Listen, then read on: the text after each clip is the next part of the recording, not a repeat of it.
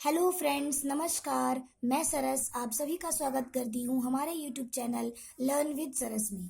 दोस्तों, आज मैं आपके 8th क्लास के मैथमेटिक्स का जो चैप्टर 2 है आपका एक चर वाले रैखिक समीकरण, इसका एक्सरसाइज 2.1 लेकर आई हूँ। दोस्तों, इसमें हम सबसे पहले तो इस चैप्टर के नाम के बारे में जानेंगे, यानी इसका इंट्रोडक्शन जानेंगे कि ये एक चर वाले रैखिक समीकरण का मतलब क्या होता है, कैसे समीकरणों को हम एक चर वाले रैखिक समीकरण कहते हैं, ये सारी चीज जानेंगे। और उसके बाद फिर हम एक्सरसाइज 2.1 करेंगे। तो चलिए दोस्तों, लास्ट तक बने रहिएगा प्लीज, ताकि आपके लिए बहुत ज़्यादा बेनिफिशियल हो और आप अच्छे से चैप्टर्स को समझ पाए और हमें फॉलो कर पाए। तो चलिए दोस्तों, स्टार्ट करते हैं। दोस्तों, आपको अगर पता हो तो आप बीजीय व्यंजक के बारे में बेहतर तरीके से जानते हो। बीजीय व्यंजक जो आप 6th class and 7th class तक पढ़कर आ चुके हो, क्या होते हैं एक्चुअली में। बीजीय व्यंजक में दो पार्ट्स होते हैं हमारे, एक होता है चर और एक होता है अचर।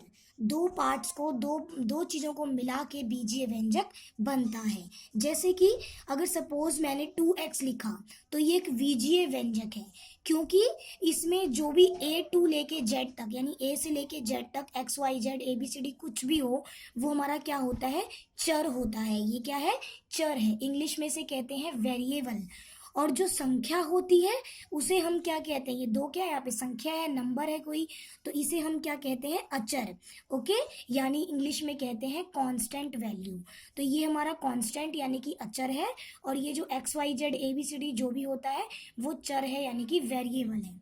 ओके दोस्तों, इन दोनों को मिलाकर ही बीजीय व्यंजक बनता है। कभी भी अगर आपको कोई कह दे 100, तो ये बीजीय व्यंजक नहीं है, क्योंकि यहाँ पर सिर्फ संख्या है।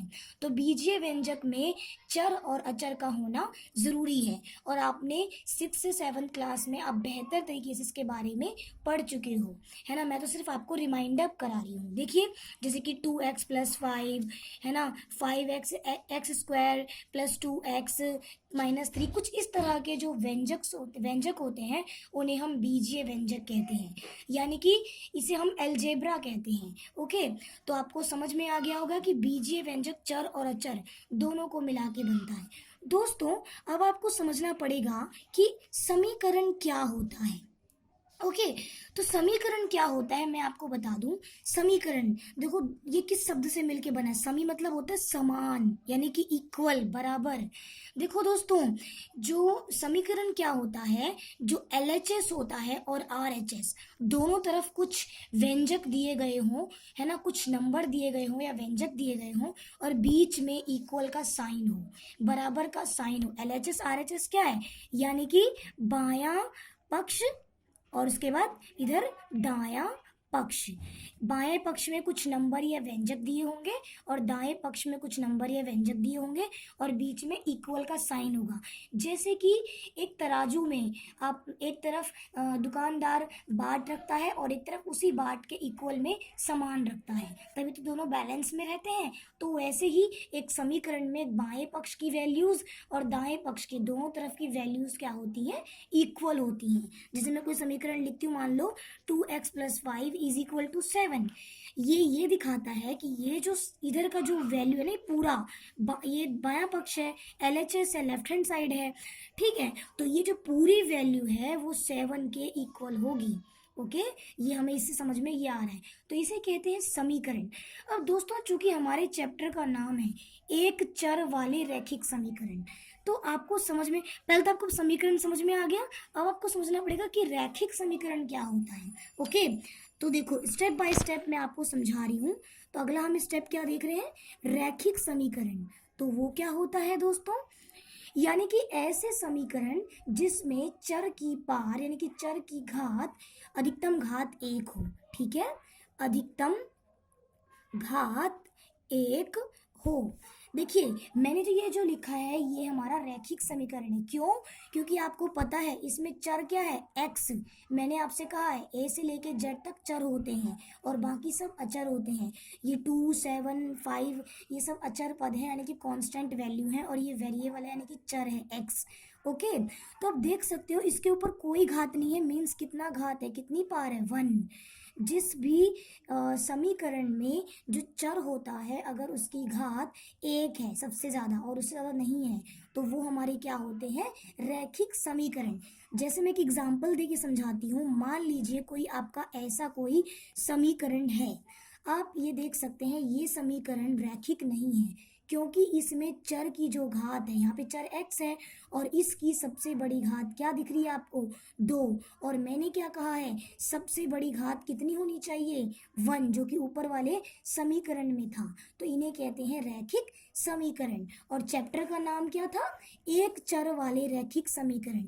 यानी समीकरण ऐसा होना चाहिए जिसमें कि चर की घात 1 हो, तब इसको रैखिक कहा जाएगा। और दूसरी बात, उस समीकरण में एक ही चर आ रहा हो।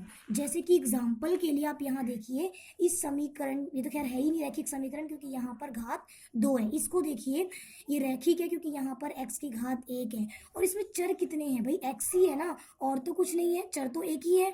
तो हमारा चैप्टर का नाम क्या है, एक चर वाले रैखिक समीकरण। जैसे कि सपोज अगर मान लीजिए कि मैंने ये कह दिया, कुछ भी मैंने ये समीकरण लिख दिया, तो ये रैखिक तो है क्योंकि यहाँ पर इसकी भी घात 1 है और इसकी भी घात 1 है, तो रैखिक समीकरण तो है।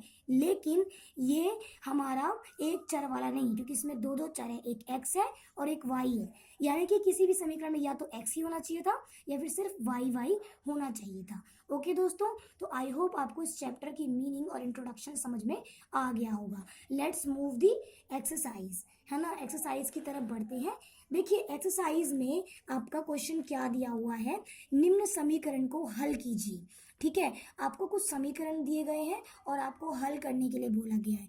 यानी कि इस क्वेश्चन में आपको चरों के मान, जो भी यहाँ पे x y z t u v कुछ भी ABCD का कुछ भी दिया होगा, तो उस चरों का आपको मान निकालना है, वैल्यू निकालनी है। वेरी सिंपल दोस्तों, आपको एक बात ध्यान रखना है, जिस साइड में आप इस समीकरण को देखिए, मैंने पहला क्वेश्चन लिया है, पहले क्वेश्चन में देखिए क्या दिया है, x - 2 = 7।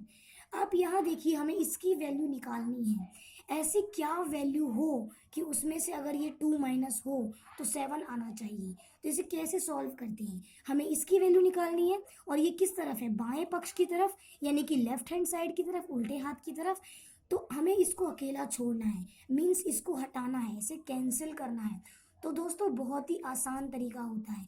यहाँ पे जो 2 हटाना है हमें, ये 2 किस चीज़ का है, माइनस का है दोस्तों, है ना, आप समझ पा रहे हो। तो इसका मतलब अगर माइनस का है तो हम अपोजिट कर देंगे, यानी कि प्लस का कर देंगे। तो हम क्या करेंगे, दोनों, और जो काम हम एक तरफ करेंगे वही काम हम मैथ्स में दोनों तरफ करेंगे। तो दोनों तरफ 2 को जोड़ने पर क्या कर रही हूँ मैं दोस्तों, देखो इस 2 को हमें हटाना है, कैंसिल करना है। 2 यहाँ पे माइनस में है तो हमें यहाँ पर इसे हटाने के लिए इसमें 2 जोड़ना पड़ेगा। और सिर्फ इधर ही नहीं जोड़ेंगे, इधर भी, क्योंकि मैथ्स में जब भी कोई एक्स्ट्रा काम करते हैं तो समीकरण के दोनों तरफ करना पड़ता है। ओके, यानी कि हम ऐड करते हैं, तो यानी कि ऐड टू बोथ साइड्स। तो हम 2 ऐड कर रहे हैं। देखिए x - 2 था ना, इसे मैंने क्या करा, एक्स्ट्रा जो है 2 प्लस कर रही हूँ। इधर भी 7 है ना, तो इधर भी 2 प्लस कर रही हूँ। देखिए आप देख सकते हो कि ये 2 प्लस का है और ये 2 माइनस का। जब 2 अलग अलग निशान होते हैं तो मीन्स माइनस होता है। तो 2 में से 2 माइनस हो गया, मतलब कट गया, और बच क्या गया हमारा x। ओके, और इधर देखिए 7 और 2 क्या हो गए, 9, यानी कि x की वैल्यू आ गई। Very simple. देखिए अब नेक्स्ट क्वेश्चन करते हैं तो और भी आप बेहतर तरीके से समझ पाएंगे। नेक्स्ट क्वेश्चन क्या है, y + 3 = 10। भाई फिर से यहाँ भी वही है, हमें y की वैल्यू निकालनी है ना, तो हमें 3 को हटाना पड़ेगा। अब यहाँ पे देखो 3 किस चीज़ में है, 3 के आगे कौन सा साइन है, प्लस।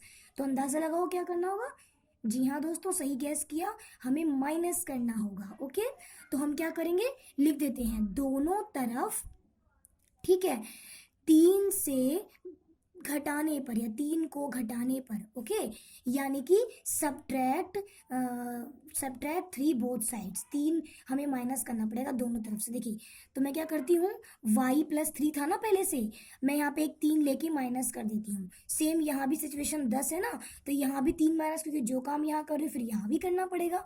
आप बेहतर तरीके से समझ पा रहे हो। अब देखो तो क्या करेंगे, अब ये 2 अलग अलग साइन है भाई, ये एक प्लस का एक माइनस का, जब भी 2 अलग साइन हो दैट मीन्स कि माइनस होगा। तो 3 में से 3 चला गया, मतलब कट गया, और बच गया y।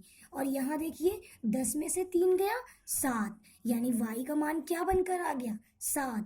तो आपको ये दोनों क्वेश्चन के माध्यम से समझ में आ गया होगा कैसे करते हैं। फिर भी हम आगे की तरफ बढ़ते हैं और भी आप बेहतर तरीके से समझ पाएंगे। चलिए थर्ड क्वेश्चन की तरफ चलते हैं।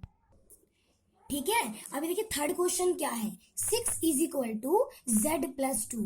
फिर से दोस्तों यहाँ पे हमें किसकी वैल्यू निकालनी है? जी हाँ दोस्तों, आपने सही समझा, z की वैल्यू निकालनी है। चल तो ये रहा, इसका मान ज्ञात करना है। तो यानी कि हमें जो प्लस का 2 इसके साथ है इसको हमें हटाना पड़ेगा। तो ये कैसे हटेगा? अब ये प्लस का 2 है, मीन्स हमें क्या करना पड़ेगा? सही अंदाजा लगा रहे हैं आप, दोनों तरफ 2 से घटाने पर। ओके, हमें क्या करना पड़ेगा? By subtracting 2 from both sides, हमें दोनों तरफ से क्या करना पड़ेगा? 2 से घटाना पड़ेगा। तो देखिए मैं 6 है ना, यहाँ पर 6 में से भी 2 माइनस करती हूँ, और ये जो भी पहले होता है ना, पहले वैसे का वैसे लिख लीजिए, जेड प्लस 2, और आप एक माइनस का 2 करोगे। मैंने क्या करा, ध्यान से देखिए, मैंने 6 था ना, तो उसमें से भी 2 माइनस कर रही हूँ, और ये पूरा का पूरा पहले लिख दिया करो, फिर -2 भी इस तरह भी करेंगे। फिर आप समझ पा रहे हो, देखो ये प्लस का है, ये माइनस का, दो अलग अलग निशान के हैं तो भाई माइनस होगा, 2 में से 2 गया मतलब कट गया, और इस तरफ क्या बच गया जी? z बच गया। और आप यहाँ देख सकते हो 6 में से 2 माइनस हुआ तो हमारे पास कितना आ गया? 4। तो जी हाँ दोस्तों, z की वैल्यू आ गई। Very simple. अब देखिए, अब बढ़ते हैं हम इस क्वेश्चन की तरफ। देखिए फोर्थ पार्ट क्या कहता है, 3/7 plus x is equal to 17/7, है ना। तो इसको कैसे सॉल्व करेंगे? यहाँ भी हमें x का मान निकालना है भाई। x के साथ x की तरफ क्या है? ये 3/7, तो हमें इसको तो भाई हटाना पड़ेगा। और ये निशान मत देखना, 3/7 के आगे कौन सा साइन है? प्लस का साइन है ना। तो इसका मतलब वहां जाके माइनस होना है भाई, इसको हटाने के लिए माइनस करना पड़ेगा। तो मैं क्या करती हूँ, दोनों तरफ 3/7 से घटाने पर। ओके दोस्तों, देखिए ये तो पहले से जैसा था वैसे लिख दो, 3/7 प्लस x, और एक और आप 3/7 ले लो माइनस करते हुए, क्योंकि हमें दोनों तरफ ये माइनस करना है ना। और यहाँ भी लो 17/7 था ना, -3/7। मैंने क्या करा, दोनों तरफ 3/7 माइनस कर रही हूँ। फिर से देखो, ये 3/7 प्लस का है और ये 3/7 माइनस का है, तो दो अलग अलग साइन के हैं, निशान के हैं, तो ये अपने आप कट जाएंगी। तो बच क्या गया हमारे पास x, और इसको सॉल्व करना है। इस तरफ देखिए, इसको कैसे सॉल्व करते हैं, देखते हैं कि इनका हर यानी कि जो डिनोमिनेटर है वो बराबर है कि नहीं। तो भाई यहाँ भी 7 है, यहाँ भी 7 है, तो एलसीएम हमारा इनका 7 ही आएगा क्योंकि बराबर है। और ऊपर क्या, आप ऐसे ही माइनस में ले लीजिए, 17 - 3, 17 में से 3 गया, कितना बचा? 14। आप ये समझ पा रहे हो, है ना। 14 बच गया और ये रहा 7। अब देखो ये अभी नहीं खत्म हुआ, ये 7 के टेबल से कट जाएगा, दोनों 7 के टेबल में आते हैं ना दोस्तों। ये आता है एक बार में, और ये आता है कितने टाइम्स पे? 2 टाइम्स पे, 7 दूनी 14।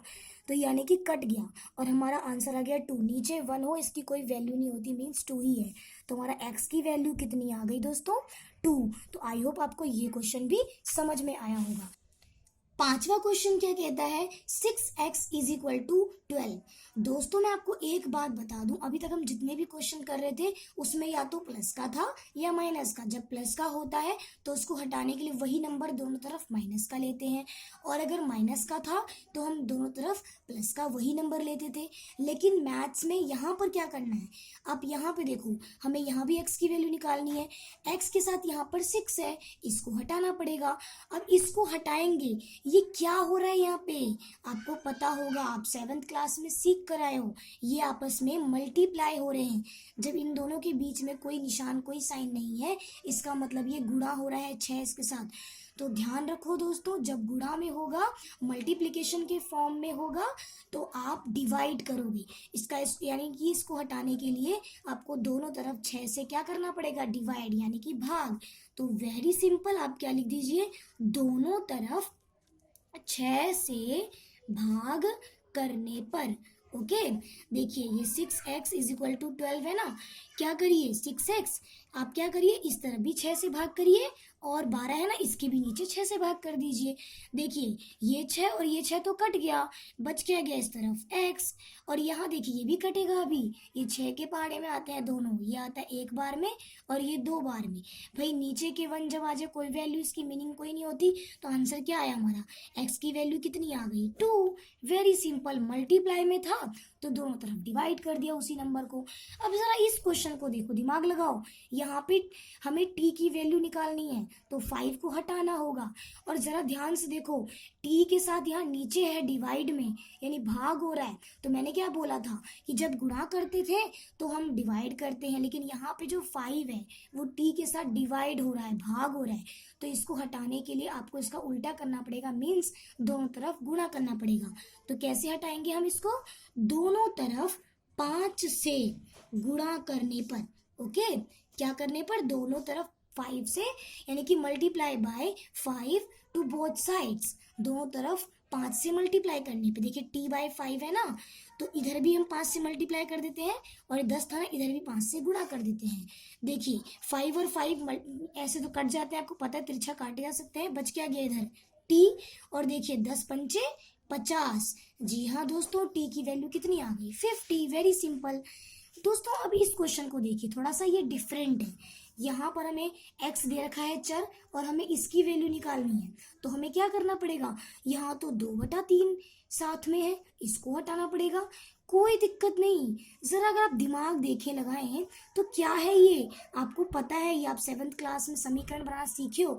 ये 2/3 पूरा है, ये पूरा किसके साथ मल्टीप्लाई हो रहा है, x के साथ, यानी कि 2/3 जो है ना वो x के साथ क्या हो रहा है, गुणा हो रहा है। ये पूरा 2/3, तो आपको इसको हटाना है। अगर ये गुणा हो रहा है तो हमें भाग करना होगा। तो ऐसे क्वेश्चन में क्या करेंगे, आप यहाँ पे लिखो दोनों तरफ 2/3 से भाग करने पर। ओके दोस्तों, मैं आपको एक बात बता दूं, जब हम बटे वाली संख्या को किसी भी नंबर से भाग करते हैं तो देखियो, अगर मैं ऐसे करती हूँ, ये क्या है, पहले मैं जैसा था वैसे लिख देती हूँ।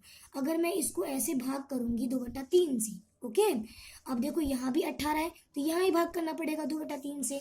और ये आप पिछली क्लासेस में सीख चुके हो कि ऐसे तो बटे वाले भाग तो नहीं हो सकते, ये चेंज कर सकते हो आप। पहले आप इसको ऐसे ही रहने दो और अब इसको चेंज कर सकते हो, भाग बदल जाएगा गुणा में, और ये जो इधर का जो वैल्यू होता है पलट जाता है, मीन्स रेसिप्रोकल, व्युत्क्रम हो जाता है, 3/2 हो जाएगा, पलट जाएगा। 2/3 क्या बन जाएगा, 3/2, और डिवाइड का साइन क्या किस में बदल जाएगा, मल्टीप्लाई में। ऐसे ही यहाँ भी करोगे, डिवाइड मल्टीप्लाई में बदल गया और ये पलट कर क्या हो गया 3/2। देखिए 3 से 3 कट गया और 2 से 2 कट गया। आपको पता है तिरछा कटते हैं, क्रॉस में कट जाते हैं, अगर बीच में मल्टीप्लाई का साइन हो तो कट गए। अब बच क्या गया, सिर्फ इस तरफ तो x बच गया भाई, और इस तरफ देखिए अब ये तिरछा कट सकता है, आपको पता है। देखिए 2 के पहाड़े में आते हैं दोनों, ये 1 बार में और ये 9 बार में। तो नीचे 1 आ चुका, खत्म कहानी, नीचे के 1 की फिर कोई वैल्यू नहीं। ऊपर वाले आप मल्टीप्लाई, ऊपर वाले सामने कभी नहीं काटते, ध्यान रखना। आप सोचोगे ये दोनों 3 के पहाड़े में आते हैं, काट देती हूँ या काट देता हूँ, नहीं, इसे कैंसिल नहीं कर सकते, आपस में आमने सामने मल्टीप्लाई होते हैं। तो 9 तिया 27, यानी कि हमने क्या देखा, x की वैल्यू कितनी आ गई 27, यानी कि 27। आई होप आपको ये भी क्वेश्चन समझ में आया हो दोस्तों। अब देखिए इस क्वेश्चन की तरफ बढ़ते हैं। यहाँ देखिए हमें y चर दे रखा है और हमें इसकी वैल्यू निकालनी है। इसके साथ क्या है 1.5, इसको हटाना होगा। भाई पॉइंट वाले क्वेश्चन देख के बच्चे तुरंत घबरा जाते हैं, पर घबराने की कोई ज़रूरत नहीं है। आप देखो यहाँ पे क्या है, डिवाइड में है y के साथ, तो जाहिर सी बात है इसे हटाने के लिए मल्टीप्लाई करना पड़ेगा, मतलब गुणा करना पड़ेगा। तो हम क्या लिखेंगे, दोनों तरफ 1.5 से गुणा करने पर। ओके दोस्तों, देखिए इधर 1.6 था ना, मैं उसमें गुना कर रही हूँ 1.5। ऐसे यहाँ पे पहले जो था वैसे लिख दो और 1.5 से क्या कर दो, गुणा कर दो। ओके, ये और ये तो कैंसिल आउट हो गया, बच क्या गया, इस तरफ y बच गया, और इसे आप गुना कर लो। आपको पॉइंट वालों में दिक्कत नहीं होनी चाहिए, जैसे नॉर्मल मल्टीप्लाई करते हैं आप वैसे ही करना। पहले 16 और 15 को मल्टीप्लाई कर लीजिए, 15 छक्का 90 और 15 एकम 15, है ना। तो आप देख सकते हो 0 और 9 5 14, और आप देख सकते हो कितना आ गया 240। ओके, तो अब देखिए मैंने क्या करा, 15 और 16 को मल्टीप्लाई करा 240, और भाई इसमें पॉइंट के बाद कितना डिजिट था, कितना अंक था, एक, और इसमें भी कितना था, एक, तो टोटल मिला के कितने अंक हो गए, 2। इसका मतलब 2 डिजिट यहाँ लेफ्ट राइट से छोड़ देंगे, 1 और 2 छोड़ के हम यहाँ लगा देंगे, तो यानी कि वैल्यू हमारी कितनी आ गई, 2.4। क्योंकि लास्ट वाले जब भी पॉइंट वाली संख्या हो तो लास्ट के 0 लिखने की ज़रूरत नहीं होती, अब चाहो तो लिख भी सकते हो। तो y की वैल्यू कितनी आ गई, 2.4।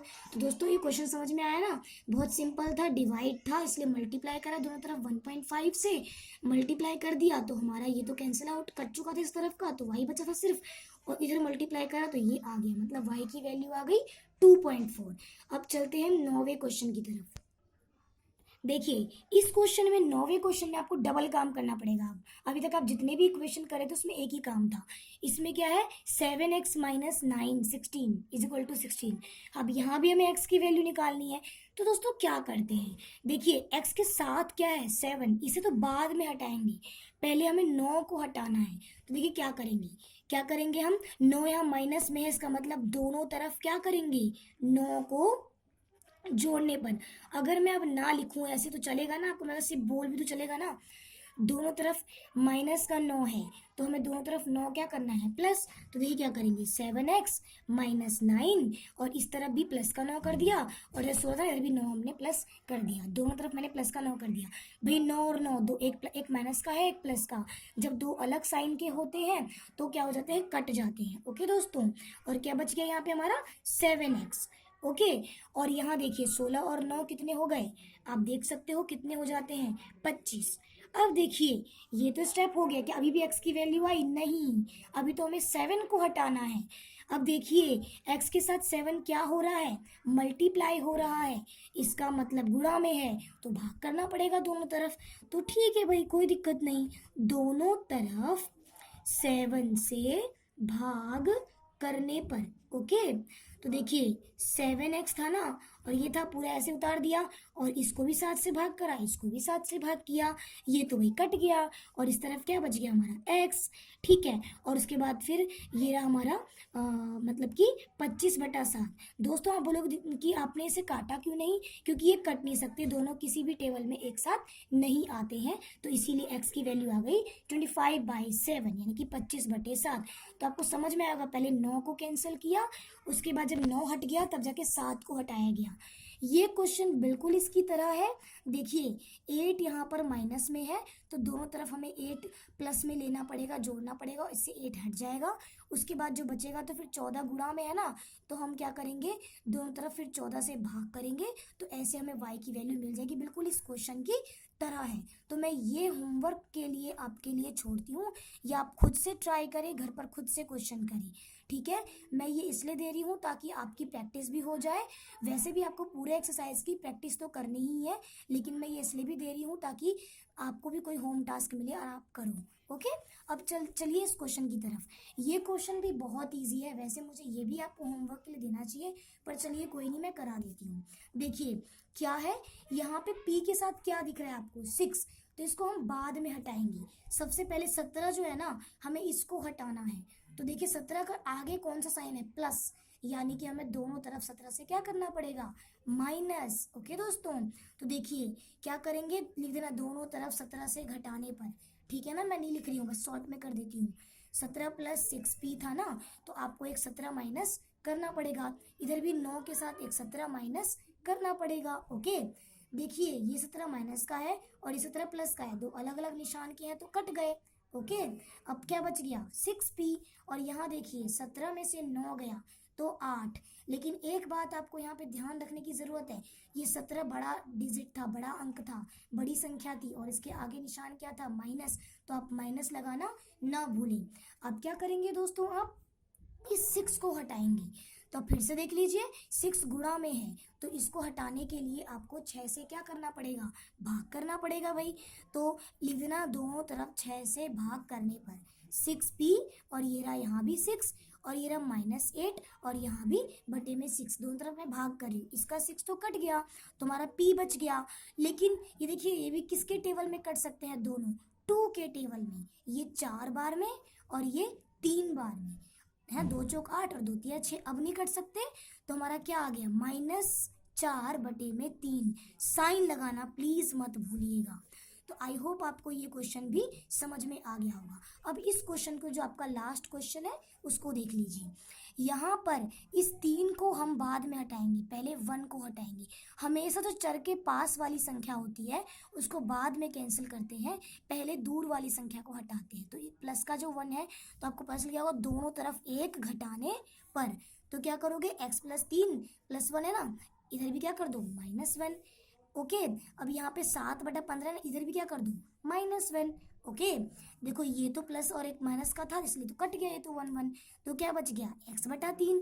यहाँ गौर से देखिए, आप ऐसे ही माइनस नहीं कर सकते, आप इसके नीचे देखिए क्या है 1 और इसके नीचे क्या है 15, तो इन दोनों का हर बराबर नहीं है, डिनोमिनेटर सेम नहीं है, तो अब इनका एलसीएम लोगे, 15 और 1 का एलसीएम 15 होता है।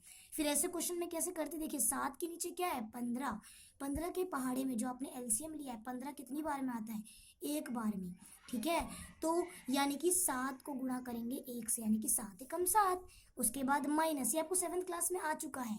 ठीक है, अब इसके नीचे क्या है 1, 1 1 के पहाड़े में 15 आएगा 15 बार में, तो ऊपर जो भी संख्या होती है उससे गुणा करते, कितनी बार में आ रहा है 15 बार में, तो ऊपर वाले 1 से हम 15 गुणा करेंगे तो क्या आएगा 15।